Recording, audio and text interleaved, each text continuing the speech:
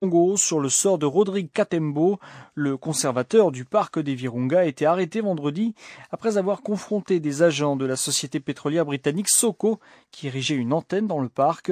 Pour plus de précisions, Camille Grodidi a joint Xavier Guilibert, responsable de l'ONG Objectif. Bruce. Il a été arrêté suite à la demande des autorités des services de l'ANR.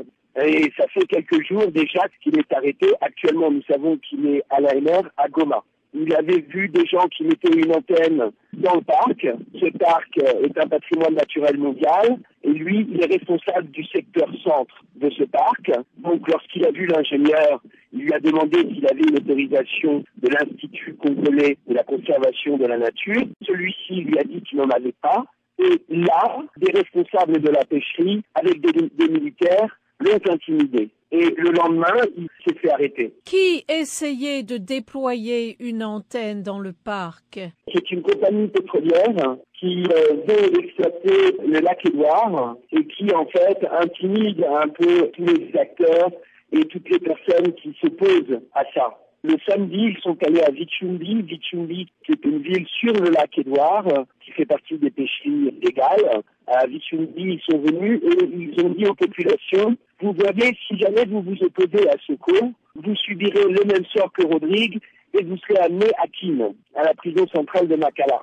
Xavier Gilibert de l'ONG Objectif Bruce. Je vous rappelle que la compagnie pétrolière britannique Soko International a obtenu des droits pour explorer le pétrole dans une zone du nord-est du Congo qui comprend une partie du parc des Virunga. Voici à présent les témoignages des 100 citoyens journalistes en RDC. La Voix de l'Amérique s'associe à ce projet pour donner la parole aux Congolais. Retrouvez leurs messages, photos et vidéos sur notre site internet www.lavoixdelamérique.com. Aristide, journaliste et citoyen de Béni pour la Voix de l'Amérique. La délégation des élus de Béni attendue est finalement arrivée ce dimanche. C'était à 14h que 6 députés sur 9 qui sont au rendez-vous ont atterri à l'aéroport international de Béni Mavivi. Il a été aussi signalé la présence des chefs des commissions environnement et défense de l'Assemblée nationale devant une foule compacte de l'Union des agriculteurs, éleveurs et pêcheurs du Congo, l'IAPECO. L'un de ces élus a fait savoir à la population que leur commission est venue pour mettre fin au conflit qui existe, l'UCCN et les cultivateurs de Mayangose. Un étendu que les gardes-parcs réclament être dans le parc national de Virunga qui occasionne souvent les arrestations et assassinats des cultivateurs par ces derniers. La Voix de l'Amérique. Info zapping du mardi. Les ex-forces armées zaïroises offrent leur concours au gouvernement de Kinshasa. Installés à Brazzaville depuis 1997 à la chute de leur chef, le maréchal Mobutu, ils passent des moments difficiles au Congo voisin. Vivant de débrouillardise pour subvenir aux besoins de leur famille, ils proposent au gouvernement de Kinshasa d'aller combattre les rebelles du M23 aux côtés des forces armées de la République démocratique du Congo. Voici un reportage de Nguelan Goussou, correspondant de la Voix de l'Amérique à Brazzaville. Nous travaillons et nous faisons n'importe quoi, sauf ce qui peut faire honte. Par exemple, une femme comme moi, j'ai déjà lavé les habits dans des maisons, ne serait-ce que pour trouver de quoi nourrir les enfants. Avec un homme qui était dans un bureau honoré et aujourd'hui qui se retrouve maçon. La détresse de Marceline, épouse d'un membre des ex-FAS de Mobutu, résume la situation générale de ces familles des militaires venus de Kinshasa au Congo voisin. Installés à Brazzaville depuis plus de 15 ans, ces militaires ne bénéficient d'aucune prise en charge par des organisations internationales comme le HCR ou le CICR. Ils sont obligés de tout entreprendre pour survivre à Brazzaville. Pascal Bobia, lieutenant des ex-FAS. C'est-à-dire que on s'est fait des maçons, on s'est fait des charpentiers, on s'est fait de plombiers, de ferrailleurs, tout ça seulement pour que nous puissions survenir à notre besoin quotidien. On dit on n'a jamais été mieux ailleurs que chez soi. Malgré le temps que dure leur exil à Brazzaville, les ex-FAS n'oublient pas leur pays, la RDC. Ainsi le pense nostalgiquement le lieutenant Ambroise Loyenga, un autre ex-FAS. Tout ce que nous vivons actuellement, tout ce que nous traversons nous préoccupe peu. Mais c'est notre pays qui nous préoccupe, puisque nous nous préparons toujours dans l'esprit de voir comment notre pays sera réhabilité. à cause du serment qu'on avait fait, on peut rentrer, mais dans des conditions légales et pour pouvoir subvenir aux souffrances du peuple qui est en train de se passer dans ce pays-là. Le peuple maîtrise, ça fait plus d'une décennie. Suite à la guerre qui sévit à l'est de la RDC, ces ex-phases qui demandent à être reconnus officiellement par le régime de Kinshasa se disent prêts à aller combattre aux côtés des forces armées de la République démocratique du Congo contre les M23. Pascal Bobia est le porte-parole des ex-phases à Brazzaville. Et au nom de cohésion nationale lancée par le président de la République, nous sommes prêts à nous mettre à la disposition de peuples pour lesquels nous avons eu de formation pour tenter d'atténuer un peu leurs souffrances à l'est du pays. Nous sommes au-delà de brigades. Nguela Ngusu, Brazzaville, La Voix de l'Amérique. Info zapping du mercredi. À la tribune de l'ONU ce mardi à New York, dans la foulée, le président français François Hollande, après avoir attiré l'attention sur la crise en Centrafrique, a alerté sur la RDC. En République démocratique du Congo, des femmes, des enfants sont violentés chaque jour dans les Kivu. Et là encore, il est impératif que nous continuions à renforcer la MONUSCO et à appliquer l'accord d'Addis Abeba et à refuser toutes les ingérences extérieures. Nous devons tirer les expériences de ces dernières années. C'était le président français François Hollande lors d'une réunion en marge de l'Assemblée générale de l'ONU lundi. Les voisins de la RDC ont pressé Kinshasa et le M23 de conclure rapidement les négociations de Kampala qui ont débuté le 10 septembre et devraient arriver à terme selon les dernières directives du processus de paix dans la région.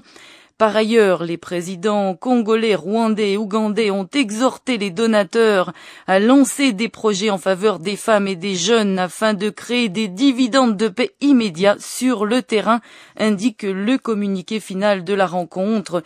Les participants ont condamné la reprise des hostilités par le M23, les attaques contre les casques bleus et les tirs d'obus sur le sol rwandais. 10 pays étaient présents avec la communauté pour le développement de l'Afrique australe et la conférence internationale sur la région des Grands Lacs. L'émissaire de l'ONU pour les Grands Lacs, Mary Robinson, a rappelé qu'il restait beaucoup à faire pour appliquer les engagements de l'accord cadre d'Addis Abeba, dont principalement la promesse de ne pas interférer dans les affaires intérieures des pays voisins. Il a été noté que le Kenya et le Soudan souhaitaient être intégrés dans cet accord de paix régional. À présent, vous écoutez Zapping Info Congolaise. Martine Kobler, bonjour. Bonjour monsieur. Ce lundi, à New York, on a vu les présidents Joseph Kabila et Paul Kagame se parler très amicalement. Est-ce que c'est le signe que la fin du conflit est proche ?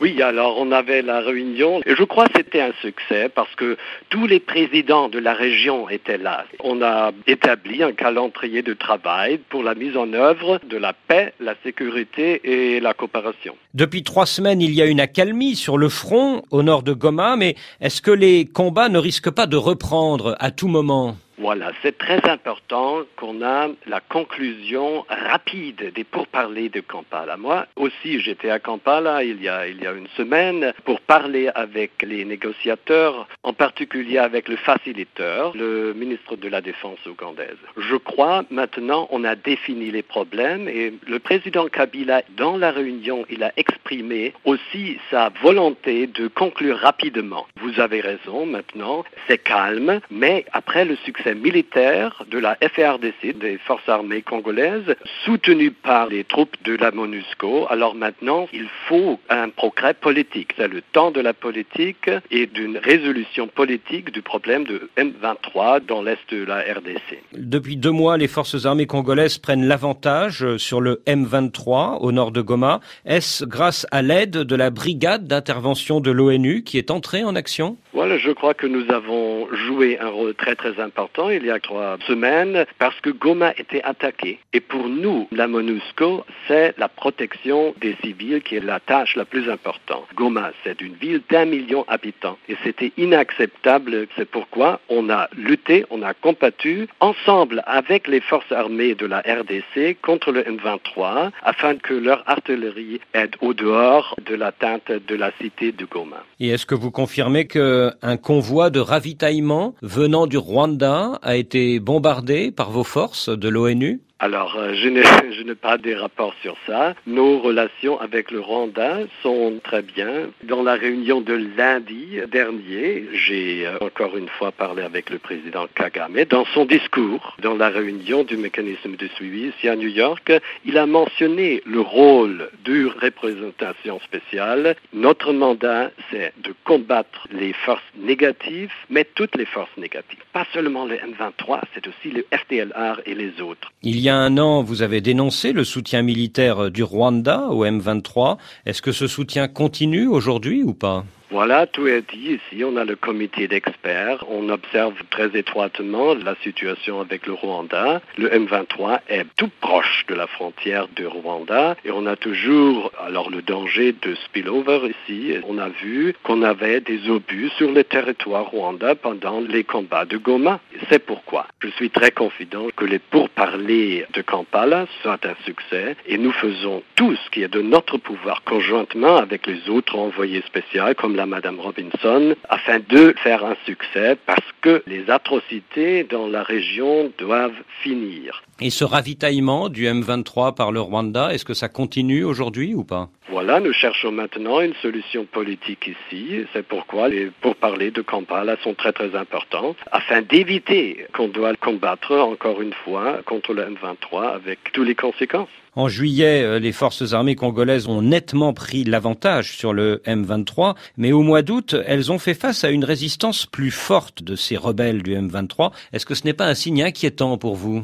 Moi-même, j'ai témoigné les combats de Monigi Hills. On avait un combat très fort. Alors, je l'ai vu moi-même avec les hélicoptères d'attaque, avec l'artillerie de la MONUSCO, de la brigade d'intervention. Et maintenant, c'est pourquoi la population de Goma est protégée, hors de l'atteinte des tirs de ces obus. Ces combats de Monigi Hills, c'était quand ? Voilà, c'était il y a 3 semaines. Et justement, est-ce que le M23 n'a pas résisté avec plus de force qu'au mois de juillet ? Voilà, ils ont résisté avec beaucoup de force, mais nous, FARDC, les forces armées congolaises, ensemble avec la MONUSCO, nous avons eu une victoire militaire. Mais comme j'ai dit, nous ne voulons pas combattre, nous voulons une solution politique, nous voulons que la guerre finisse. Depuis 3 mois, la communauté internationale fait un gros effort pour déployer une force de l'ONU au Mali, c'est la MINUSMA.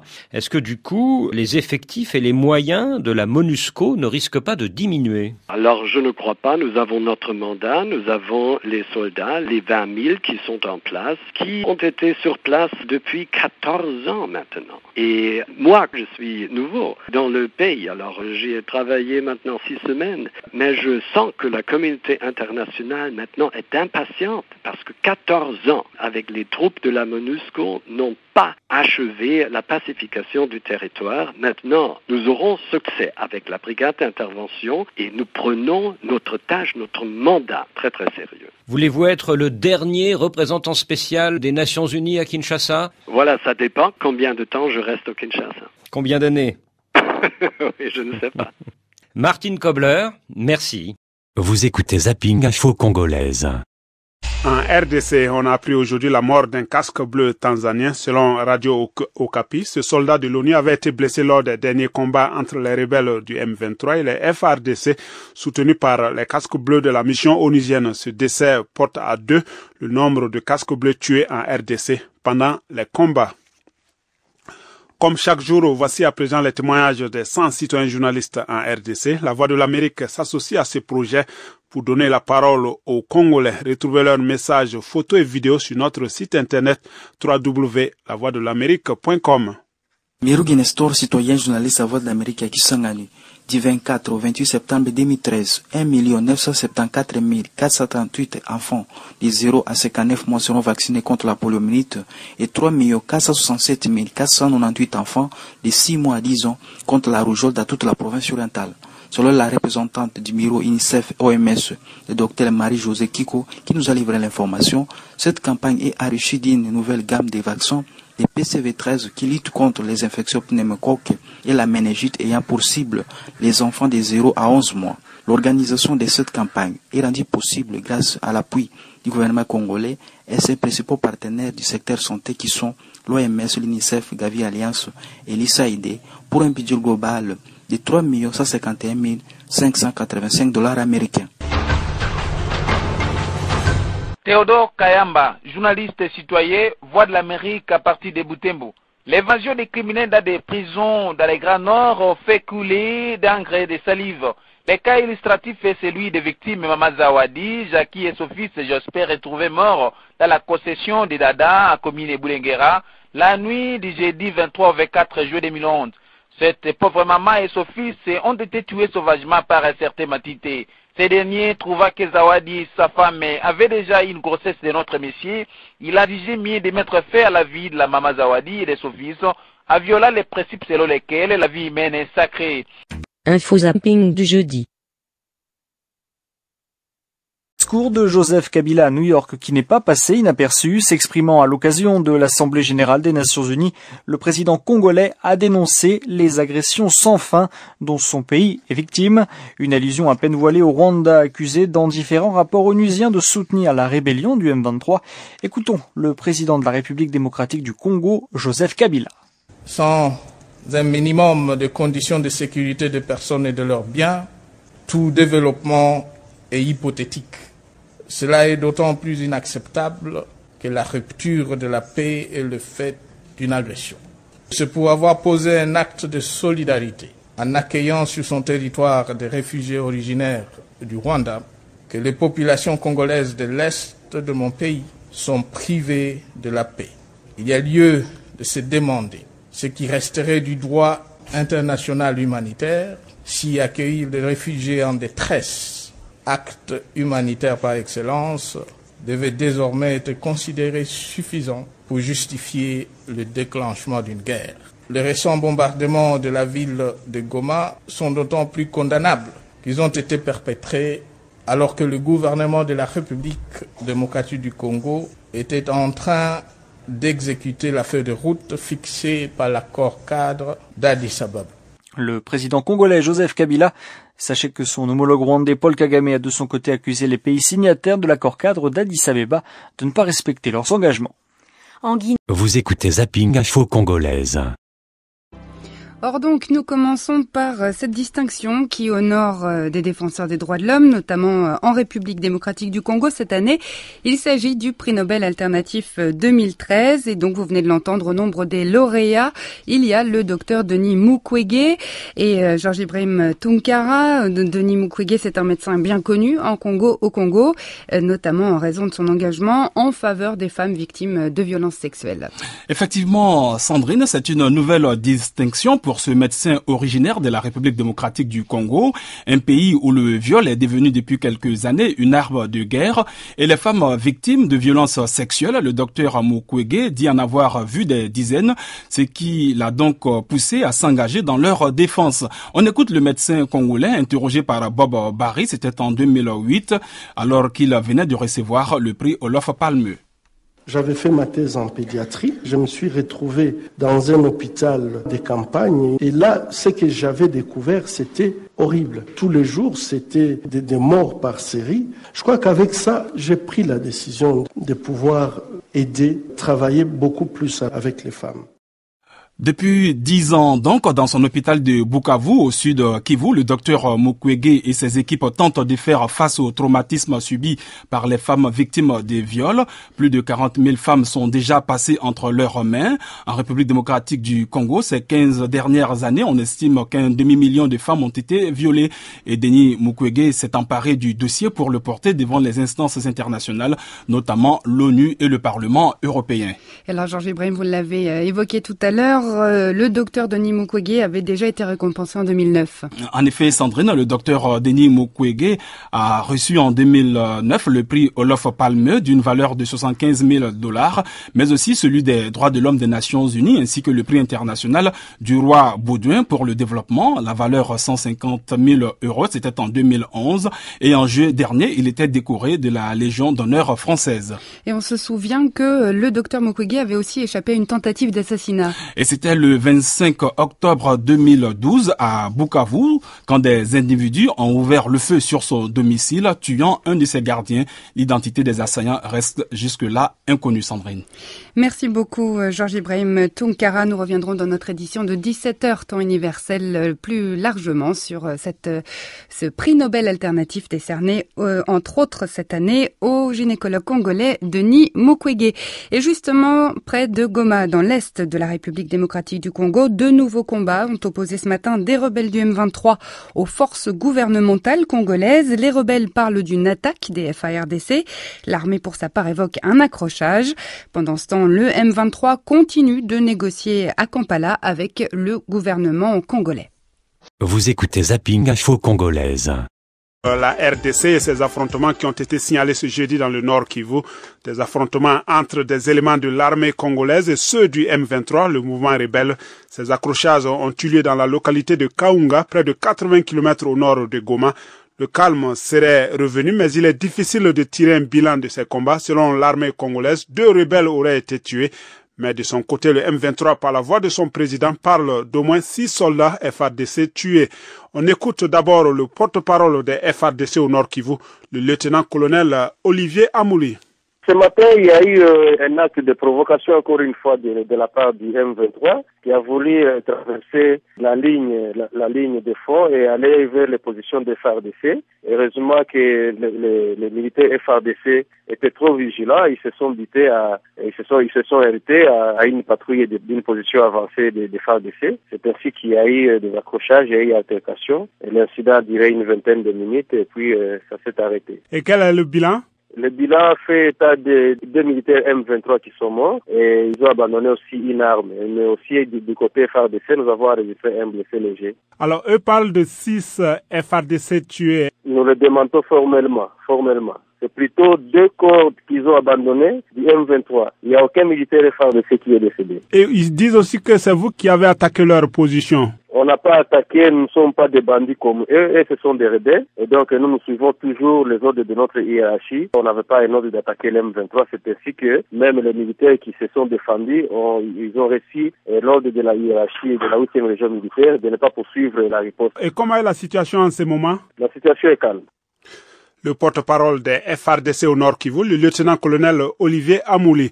Et maintenant la version du M23 avec son président Bertrand Bissimoa. La réalité des faits, c'est que ce matin, autour de 3 heures, les FARDC ont attaqué nos positions sur l'axe Mabenga-Kiwanja. Ils pensaient que nos forces n'étaient pas suffisamment outillées là-bas. La guerre a pris fin grâce à la réaction de notre armée qui était là, qui était positionnée et qui a réussi à infliger de lourdes pertes à l'adversaire. Et pour le moment, on compte plus de 6 militaires FARDC qui sont tombés sur le champ de bataille. Et il y a 3 qui sont grièvement blessés et 2 autres ont été capturés. Bon, de notre côté, il n'y a aucune victime heureusement, mais il y a 3 habitations civiles qui ont été touchées et qui ont été complètement détruites. Pour le moment, la guerre s'est arrêtée. Je crois que c'est grâce à la réaction musclée de nos éléments. Pourtant, les FARDC disent que 2 de vos éléments ont été tués à Kaunga lors de ces affrontements. Vous savez, ils ont l'habitude de raconter ce genre de choses. Ça, c'est eux. Moi, je crois que les informations que nous vous donnons sont vérifiables. Nous ne nous faisons pas le plaisir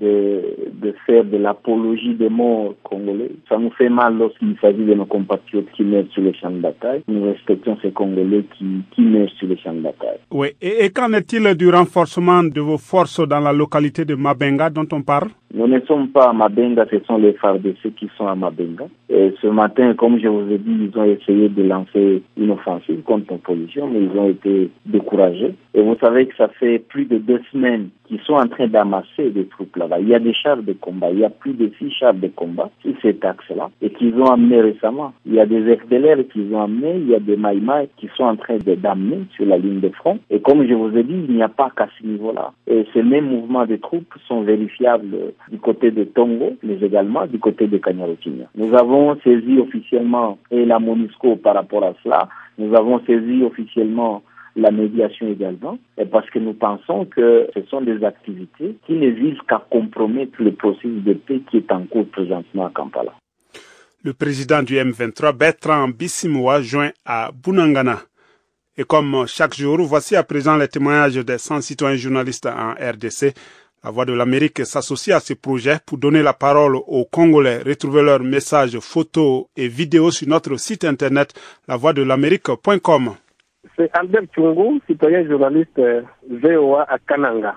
À Kananga, il se constate un phénomène de trafic d'organes humains et cela s'accompagne avec le vol d'enfants, généralement les écoliers ou les tout petits enfants autour des centres d'école, des lycées ou des églises. Alors, les personnes non autrement identifiées qui roulent d'abord des véhicules parfumés passent comme ça où les enfants sont en train de jouer. Évidemment, c'est les enfants qui les amènent dans leur voiture en les cajolant avec des bonbons, des biscuits. Et dans les voitures parfumées, on injecte des produits qui neutralisent pratiquement et paralysent les enfants. Les organismes de droits humains sont mobilisés, la société civile est mobilisée. L'autorité est en train de lancer le message à la population, l'appelant à la vigilance. Jusque-là, on n'a pas encore mis la main sur le grand bandit qui est en train de hanter un peu l'attitude et la paix des citoyens pour le moment à la ville.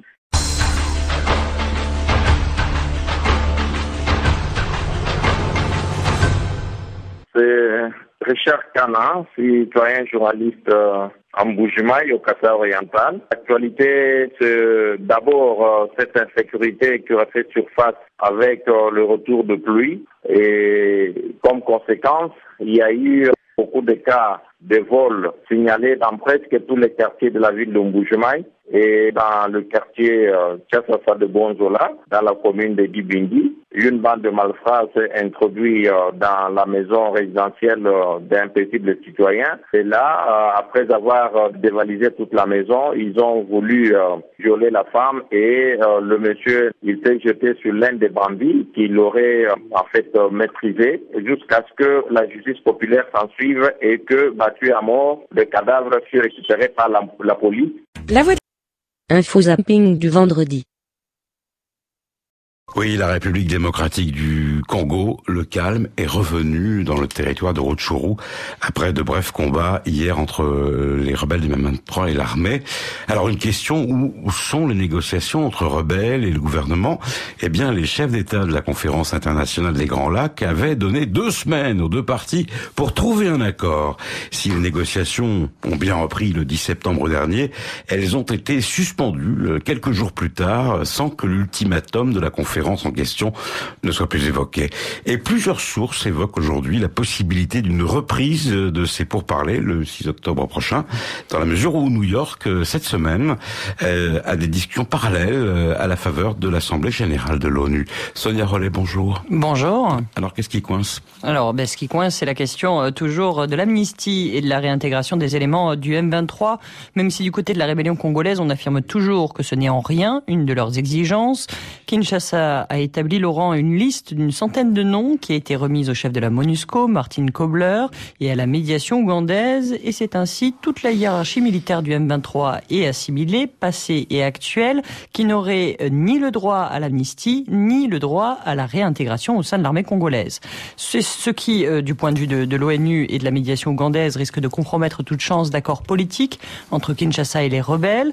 Alors à New York, le président Museveni a à nouveau proposé l'idée d'une amnistie provisoire pour le M23, reprenant l'exemple burundais de l'accord de cessez-le-feu signé à Dar es Salaam en 2003. Une amnistie qui court depuis 10 ans déjà. Et donc cette proposition du chef de l'État ougandais a été à nouveau refusée par l'équipe de négociation gouvernementale qui avait fait le déplacement à New York. C'est donc à Mary Robinson, la représentante de Ban Ki-moon, et à Martin Kobler qui est revenue la lourde tâche d'essayer de trouver un compromis sur cette liste. Peut-elle être réduite de moitié? Côté congolais, en tout cas, on affirme avoir écouté les uns et les autres sans donner d'indication définitive. Et puis à noter que le M23, lui, n'était pas représenté dans ces discussions informelles. Sonia Rollet, encore un mot pour vous dire qu'alors que les groupes thématiques continuent de déposer aujourd'hui leurs conclusions dans le cadre de ces concertations nationales, eh bien, Mounzé Kongolo, le président des Patriotes kabylistes et l'un des anciens compagnons de Laurent Désiré Kabila, a claqué la porte hier. Et parmi les raisons invoquées, l'arrestation avant-hier de Willy Mishiki, président national de l'Union des nationalistes. Le présidium de ces concertations, par le biais de son secrétariat technique, tient à rappeler confirmé que Willy Mishiki n'était pas un des délégués de ces concertations nationales et que son arrestation n'a rien à voir avec ce processus. D'autres compagnons de Laurent Désiré Kabila ont indiqué chez nous, ici à RFI, aujourd'hui, qu'ils continuaient à participer aux concertations, parmi lesquels Raphaël Genda, président de l'Alliance des nationalistes congolais. RFI. En RDC, un tour à Limete cet avant-midi. Les voisins des Tshisekedi n'ont plus affaire aux policiers qui avaient établi un état de siège. Ces unités de la police d'intervention ont été retirées sur ordre du gouvernement, annoncé hier jeudi d'ailleurs par le ministre de l'Intérieur. Cette disposition avait constitué l'une des exigences de l'opposition en rapport avec les concertations nationales dont nous parlions à l'instant. Vous écoutez Zapping Info Congolaise. De notre correspondant Eric Manirakis, une vingtaine de jeunes ont été rapatriés en provenance de la République démocratique du Congo. Certains d'entre eux étaient en effet partis chez le voisin congolais pour rejoindre les rangs du M23. Morgan Yeriek a joint Télésphore Bigirimana. Il est le directeur de communication des services de renseignement burundais. Ce sont des jeunes peut-être qui tournent autour de 15, 18, 19 comme ça. Il y a une catégorie qui était partie pour se faire enrôler dans les mouvements combattants au Congo. Et il y a aussi une autre catégorie qui est constituée par des jeunes qui, d'après les informations recueillies auprès d'eux-mêmes, ils étaient partis pour la recherche du travail. Et où sont-ils en ce moment? Dans notre service, en attendant donc toutes ces procédures puissent aboutir. Des jeunes qui étaient partis pour chercher du travail, nous sommes en train de travailler avec le CICR pour essayer de les aider à regagner leurs familles respectives. Et ces jeunes qui étaient partis s'enrôler auprès des groupes combattants, on va les soumettre à la justice. Nous considérons qu'ils étaient contre la paix dans la sous-région et le Burundi fait partie des pays de la région des Grands Lacs, donc qui aide aussi dans la recherche de la paix et quiconque viole ce schéma-là doit répondre tout de même. Est-ce que cela veut dire que le M23 vient recruter sur votre territoire? Ce n'est pas quelque chose qui est connu officiellement, mais depuis qu'il y a des mouvements qui combattent au Congo, nous avons toujours enregistré des éléments ici et là qui essaient de les rejoindre. C'est quelque chose qui se fait de façon un peu isolée, mais ce qui est vrai, c'est que nous avons retrouvé des jeunes qui avaient déjà rejoint le M23, donc c'est que quand même ils sont en contact. Nous ne saurions pas les raisons profondes qui les poussent à les rejoindre comme ça, mais ce qui est vrai, c'est que chaque fois qu'il y a eu ces mouvements combattants au Burundi, ils ont toujours puisé aussi au Burundi, tout comme dans d'autres pays. Télésphore Bigirimana a été joint à Bujumbura. Vous écoutez Zapping Info Congolaise. En RDC, un groupe d'opposants politiques réunis au sein de la CVD, c'est-à-dire la plateforme Coalition pour le vrai dialogue, ont déposé ce vendredi au siège de la MONUSCO à Kinshasa, selon Radio Okapi, un mémorandum dans lequel ils demandent au patron de la mission onusienne, Martin Kobler, et à l'envoyé spécial du secrétaire général de l'ONU pour les Grands Lacs, Mary Robinson, de s'impliquer tous deux pour la convocation de ce qu'ils appellent un vrai dialogue en RDC. Pour eux, les concertations nationales convoquées par le président Joseph Kabila constituent une violation des accords d'Addis Abeba et de la résolution 2098. Il faut noter que la clôture des concertations nationales qui ont duré 3 semaines est prévue pour demain samedi. Maître Richard Bondo est porte-parole des ONG pour les droits de l'homme au Congo.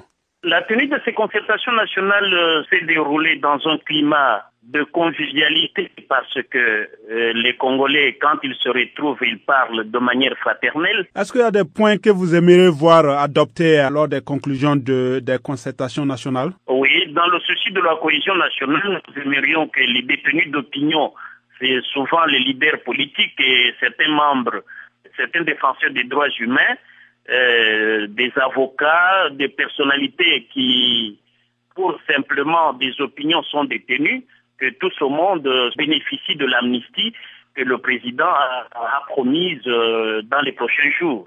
Et que à la sortie de ces concertations, on doit s'attendre à cette amnistie pour que les détenus d'opinion soient libérés, parce que pendant qu'on négocie à Kampala avec ceux qui tuent, qui pillent, qui n'ont aucun respect pour la dignité humaine, et qu'on arrête ceux qui, à Kinshasa ou bien à l'intérieur du pays, ne s'expriment que par la simple voix, comme en termes d'opinion politique ou d'opinion simplement, et que ces gens-là soient arrêtés. Nous trouvons en tant que défenseurs des droits humains que pour une opinion, il faut carrément amnistier ceux qui sont arrêtés à cause de cela. Et les défenseurs des droits humains ont déjà émis la voix au sein des concertations qu'à l'issue de ces concertations, il n'y a pas lieu à mettre en place un gouvernement d'union nationale en violation de l'article 78 de la Constitution. C'était Maître Richard Bondo, il est porte-parole des ONG pour les droits de l'homme au Congo-Kinshasa. Et